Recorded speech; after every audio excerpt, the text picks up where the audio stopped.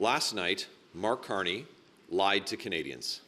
He lied to Canadians, saying that his company, Brookfield Asset Management, only moved their headquarters from Canada to Donald Trump's hometown of New York City after he had resigned from the board. Now, we all know that Brookfield made that announcement on October the 31st, proving that Mr. Carney was lying to Canadians. But this morning, we can share with you a letter signed by Mark Carney on December the 1st. Now, this is days after, just days after, Donald Trump had threatened Canada for the first time with unjustified tariffs. Now, this letter says that the decision by the board, of which Mark Carney at that time was chair, was unanimous to move the headquarters and Canadian jobs to Donald Trump's hometown of New York City. And the letter implores shareholders, urges them to support the move. Now, this is not surprising, but it is extraordinary to have Mark Carney stand before Canadians and in response to media questions to lie. You're right. It's fact. Yes. Yes. It's now more important than ever that he disclose all of his financial interests and conflicts of interest, knowing that he's been advising the Liberals and Justin Trudeau for 5 years and not having disclosed what his interests were to this point. It's imperative that it happens in case he becomes Prime Minister. Wanted to get your thoughts on Mark Carney and your relationship with him while you were Prime Minister of the United Kingdom, and any advice you have to Canadians who think he might make a good Prime Minister. Well, Mark Carney was Governor of the Bank of England, and under his tenure, too much money was printed, which did damage to the British economy and put our economy off track. He, at the last election, endorsed Rachel Reeves' economic policy.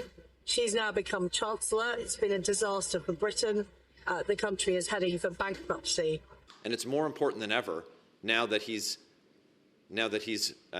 demonstrably lied to Canadians. We know that we can't trust what Mark Carney says, and we now know that he will put profits for himself and for well-connected insiders on Bay Street and now on Wall Street ahead of Canadians. It's crystal clear. If Mark Carney wins, Canada loses. If the Conservatives are elected in the next election, would you legislate changes to the law to stop this disclosure loophole from happening? We have, with Mark Carney and this revelation of his willingness to lie to Canadians and his refusal to be transparent to Canadians against a practice that was established. It didn't need to be legislated before. Even during the last Liberal leadership race, noted serial ethical lawbreaker Justin Trudeau disclosed his financial dealings. He disclosed all of his speaking engagements, his inheritance, months before the Liberal leadership race.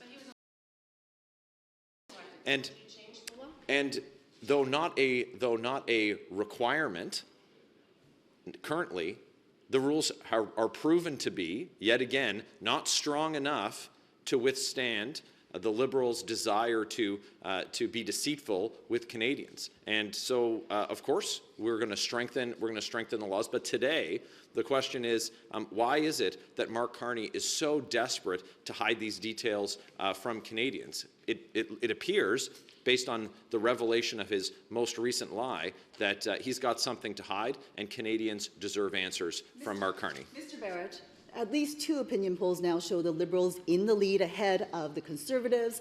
A myriad of other polls show that the Liberals are now within striking distance with between 3 and 5 points. You were leading, your party was leading by 20 points a month ago. How much responsibility does Pierre Poilievre hold for the loss of this lead? And are you thinking of adjusting your strategy to fix this?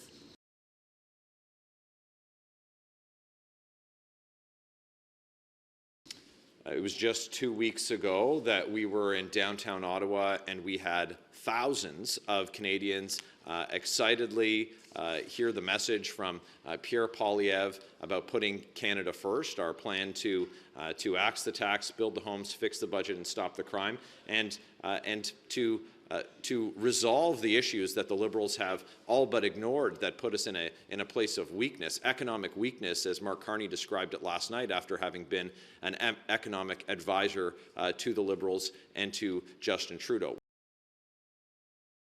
When I'm talking to my constituents, I'm hearing from Canadians across the country, they want us to eliminate the Liberals' carbon tax on everything. They want us to take the tax off of new homes, saving Canadians tens of thousands of dollars. They want us to put in place a dollar-for-dollar law and stop the out-of-control spending that we've seen that's driving inflation in this country. They want us to deal with the scourge of out-of-control crime on the streets of Canada. So what we're hearing from Canadians is that they want us to execute a plan that will put Canada first after 9 years of pain, misery, and expense caused by the Carney-Trudeau Liberals.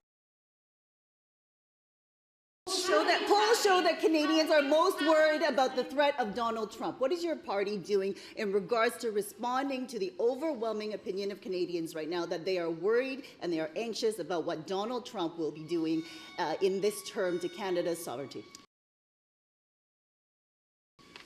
Look, we've called consistently for the House of Commons to be unlocked. Justin Trudeau and Team Carney have decided to padlock Parliament. We put forward a plan, Pierre Poilievre's plan, to bring forward a bring-it-home tax cut that would help grow Canadians' paychecks, that would help grow jobs in this country, help improve investment, to take down interprovincial trade barriers that have been left in place after 9 years of the Carney-Trudeau Liberals, to have these conversations in the House of Commons to remove the carbon tax, which is a self-imposed tariff put in place by Justin Trudeau, supported and encouraged as not having been high enough by Mark Carney. These are the conversations, these are the debates, these are the decisions, the laws that need to be passed in Parliament. Conservatives have called for Parliament to be reopened to deal with it. But what's happened is Canada was given a 30-day extension, a reprieve